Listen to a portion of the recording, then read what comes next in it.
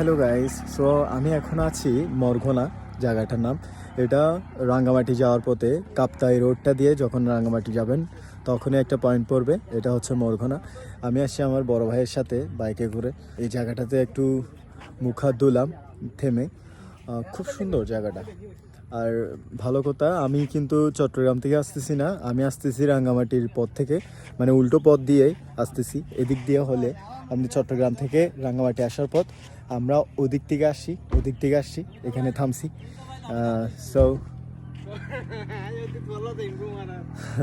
So আশা করি এই তো আমার ভাইও আসিয়েছে।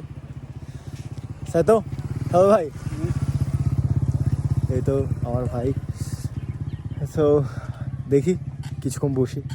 এখানে চায়ের দোকান ছিল, এটা আপাতত বন্ধ আছে। ভাবছিলাম যে এখানে থেমে একটু চা খাবো। এখানে বসার পর্যাপ্ত পরিমাণে জায়গা আছে, দেখেন আপনারা এখানে জায়গা আছে বসার। ওই যে সিট দেওয়া আছে, এগুলো এমন না যে আপনি বসবেন তো আপনার জন্য ফি বা টাকা নেওয়া হবে, এমন না, এটা উন্মুক্ত আছে। আপনারা চাইলে যে কেউ এখানে রেস্ট নিতে পারেন।